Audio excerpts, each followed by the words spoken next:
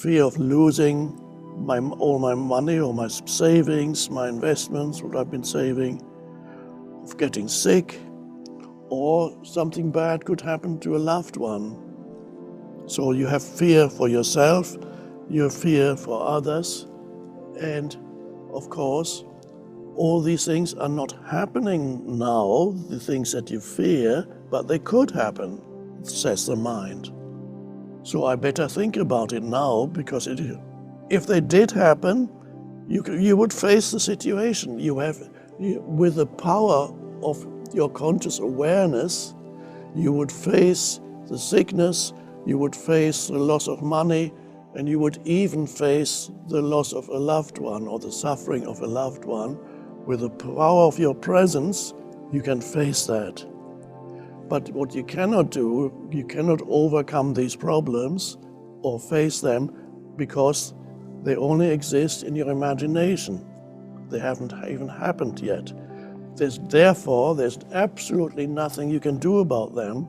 In fact, they will simply, the more you think about them, the more they become amplified. It's a totally illusory realm that is making you suffer.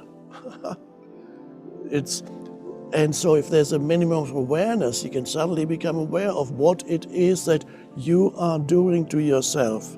Well, it's not that you are voluntarily doing it to yourself, but one could say it is happening to you. So you become aware of what is happening to you, because the thoughts in your mind, virtually all the thoughts in the absence of awareness, happen to you. They are not voluntary. So people say, I think this, I think. You don't think, the thinking happens to you. When you're not aware, you're at the mercy of thought. You're at the mercy of the energy field that what we call thought.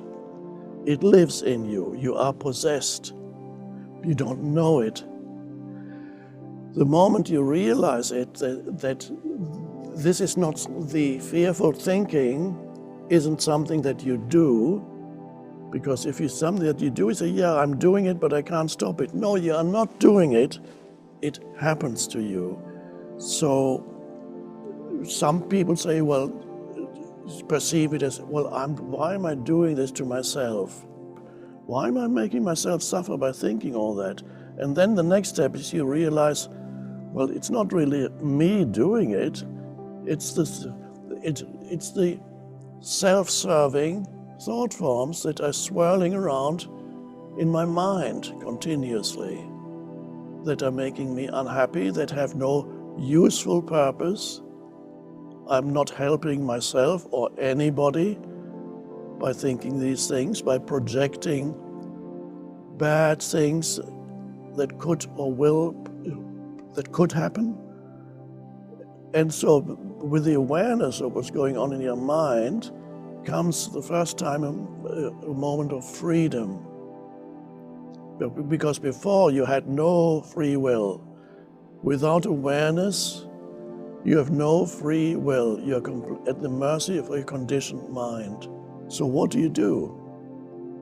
So you have recognized that what's been happening to you fulfills no useful purpose. That's an important realization, because before there is an assumption in the unconscious mind that unless you worry a lot, you're not controlling your life. There is the delusion that the more you think about useless, you don't know it's useless. The more you think about the problems of your life, then you need to continue thinking in order to hold it all together. You need to really worry, or the problem of the world. If you don't worry, then your life will fall to pieces. It's the underlying assumption. Of course, it's a delusion. So the worrying, the fearful thinking does not want to end. You need to know that it has a momentum. And you cannot fight it. If you fight it, you make it stronger. You give it added energy. So it's not by willpower that you can stop it, or as I just said, you can stop it briefly, but not for long through exercising willpower. So you stop it simply by first recognizing not only the futility, but also the destructive nature of that type of thinking. And then you begin to see that a lot of the unhappiness is produced by the narratives in your mind. And at that moment you have a choice. You can continue being dragged along in the stream of fearful thinking, or you can say, my choice is now to take my attention away from fearful thinking. I'm verbalizing it. But where does it go? If the fearful thinking wants all your consciousness continuously. It says, no, I'm letting go, I want it. And then you say, no, I don't want to go that way anymore. It's very simple. You bring your attention somewhere else. You need something at first. My recommendation is feel your inner body. Direct your attention. Let's say you wake up in the night or in the morning. Direct your attention, instead of thinking, direct your attention into the inner energy field of your hands. And then you hold it there. Doesn't require willpower, it's just a simple decision.